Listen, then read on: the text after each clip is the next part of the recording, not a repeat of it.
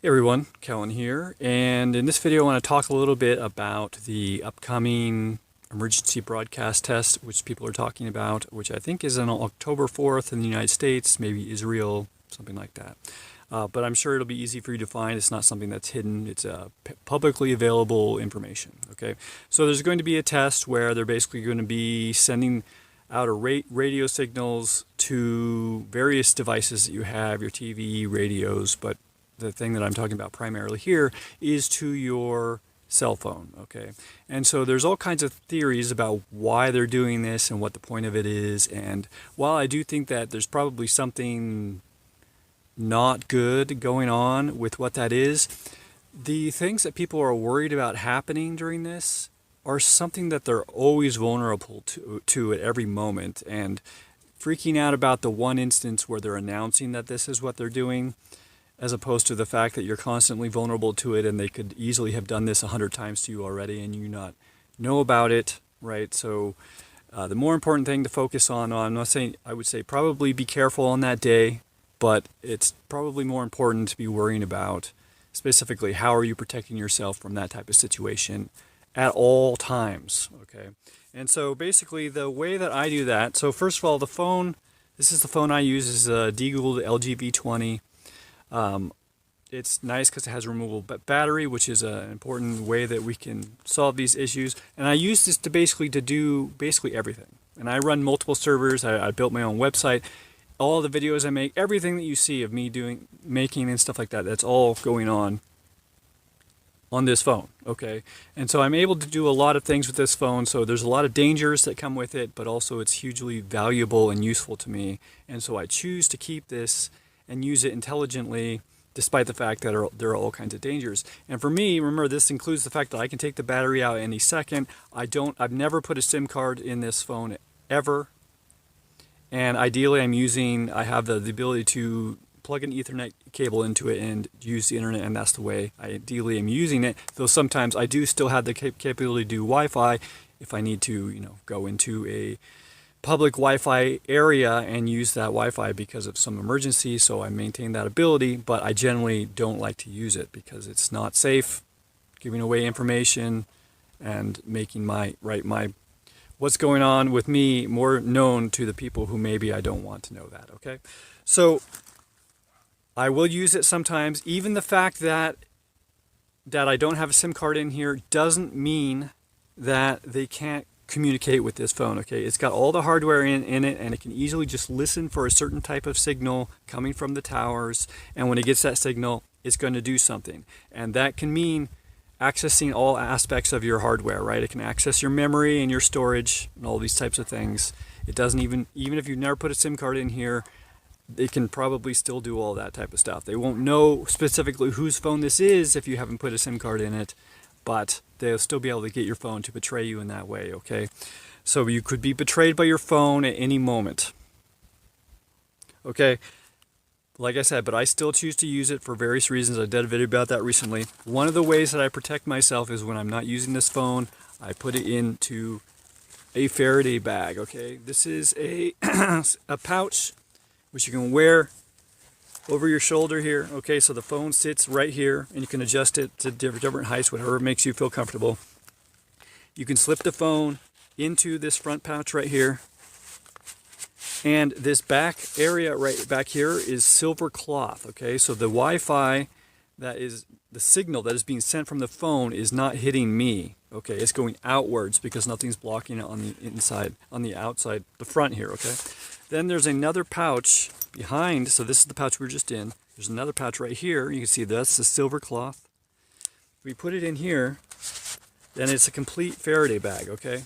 This thing can't receive or send signals, okay? And so I can turn on the speaker, have some music playing, or have, some audio playing. I'm like listening to an audiobook or something like that, and I can have it shut and completely sealed off and still be getting that benefit.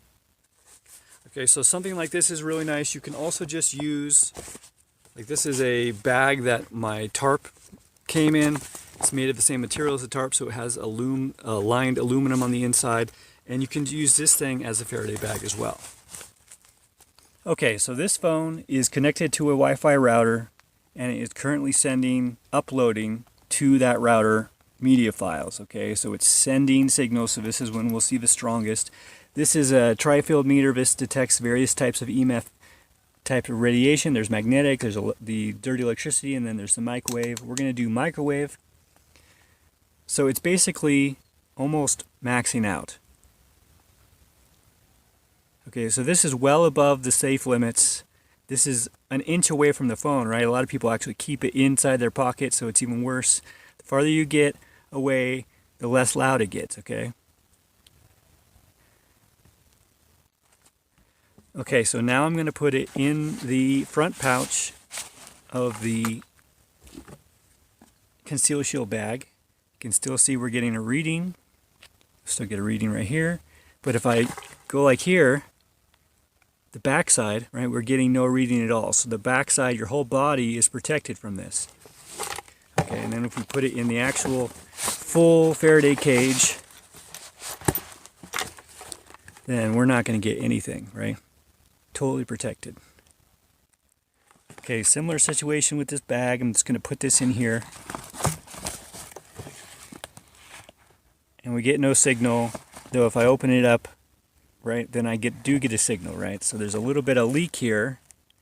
Not too much, actually. But if I open it a little bit. So this thing also is nice for a lot of other reasons. You don't have to have the strap on there. I've actually just took those off, so you can see what that looks like. I was thinking of adapting this thing to actually go on my survival belt, because that's kind of a nicer place to have. So I might do that at some point. So it has the front, the full Faraday, it has the half Faraday, then it has this mesh netting, which is where I keep my headphones and things like that. Then back here, there's another big old pouch that you could slip like an envelope down into, right? I basically never use it because you can't seal it up and things might fall out.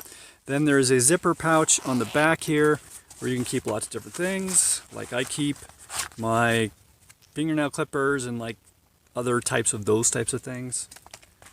Tweezers. This is a electric lighter. A little pen, which is useful for a lot of reasons. A little thermometer.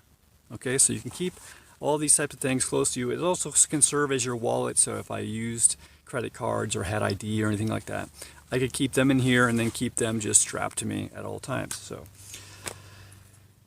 anyways, I do think something is going to happen. I think there is something that they're using that for a purpose, the thing that's happening on October 4th, I think.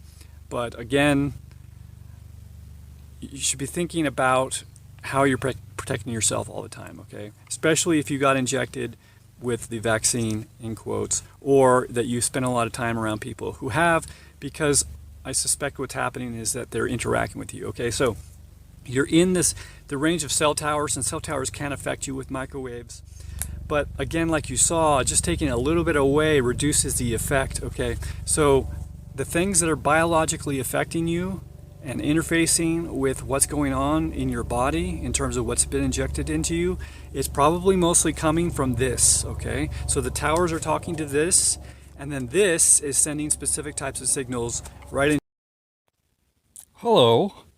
So the video I recorded got cut off. There's about 2 minutes at the end of the video.